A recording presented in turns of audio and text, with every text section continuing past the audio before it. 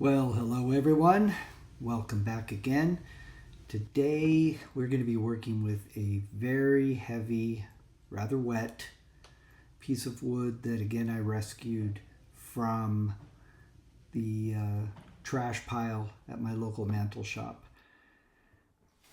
Going to get the faceplate on, make sure it's nice and secure, especially because this thing is so heavy. Probably about 30 pounds. Going to start by working on the corners and seeing if I can get this into round and stop it from wobbling so much. I really appreciate everyone taking the time and watching this video, by the way, or any of my videos. The support means a lot. Thank you. Going to keep working on getting this true, and that will allow me to be able to start working on the actual shape. Got to get the bottom squared away here as well. Nice and flat. And I'm going to start bringing my corners up and start giving me a little bit more of the shape that I'm looking for today. Noticing this has some really cool grain to it.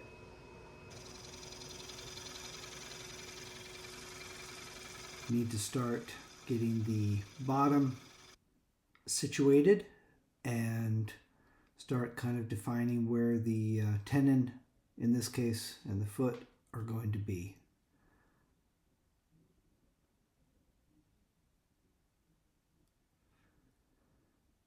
The fact that this piece was so wet when I really got into it kept kind of messing with me and making me change my mind about what I wanted to do. But finally, I think I'd arrived at a shape that I think will be really nice.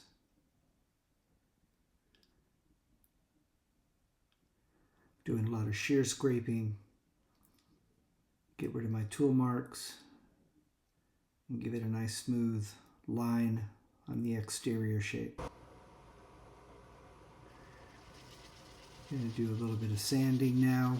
I won't show you a whole bunch of that because it's boring. And get ready to be able to turn this around.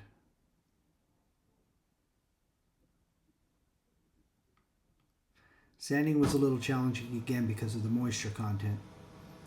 But I find if you just are a little patient, it works out great.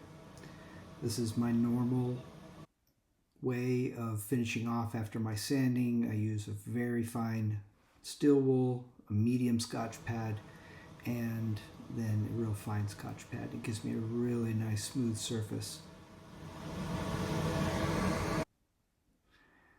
I'm going to put on a little bit of sanding paste. This happens to be Brad's. Works terrific. Great value, by the way.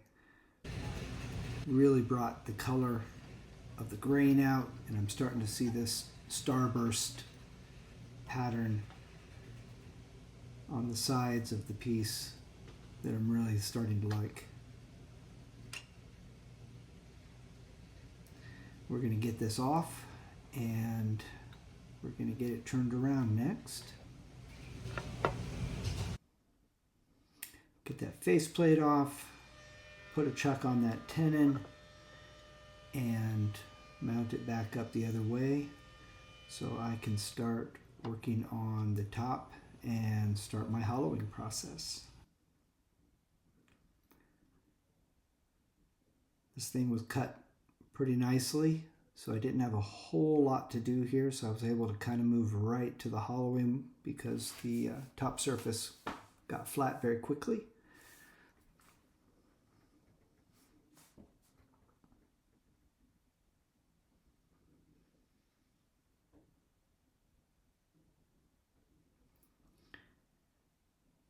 I really enjoy the hollowing like a lot of people do.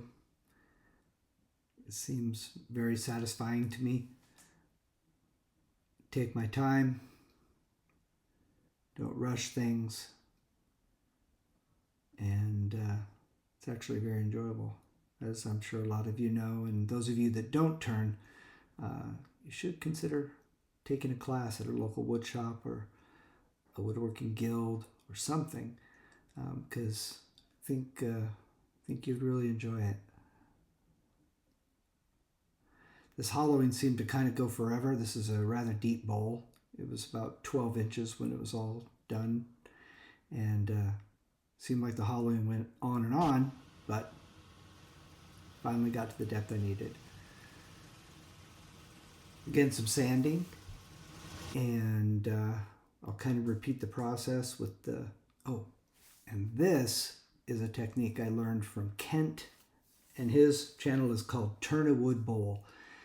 Regular wood glue on very fine cracks, smush it into the crack, and then immediately sand with the grain, and it handles your fine cracks really well. Thank you, Kent. I'll put a link to his channel. Now we're going to go back to the very fine steel wool. Gives me a really fine grit finish sand after I've done my sanding. And then I will move on to like a medium fine Scotch pad, and then a very fine white Scotch pad.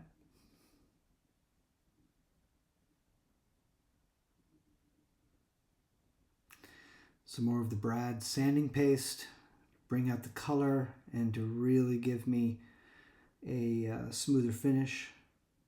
Product is actually really good, in my opinion.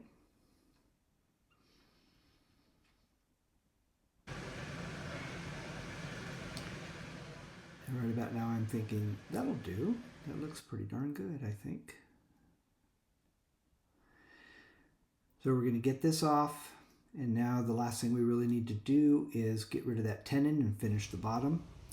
I'm going to use a vacuum chuck as a jam chuck. I just won't attach the vacuum to it. Because of the size of the bowl, it fit in there really nice and it gave terrific stability.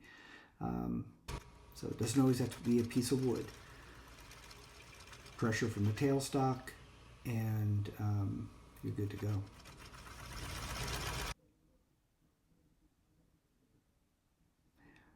Getting rid of that tenon, finishing the bottom. And don't worry about that nub, because I'm going to take that off at the drill press when I drill down to put in my branding emblem. So I just did that, and I'm just going to use a little CA glue, and then I spray the backside of my token with the activator. The wood sucks it up nicely, and we are done. Again, folks, if you made it to the very end, I really appreciate you taking your time to watch the video. Thank you so much for the support. Please leave comments, negative or positive. I really welcome them all. I'll see you next time.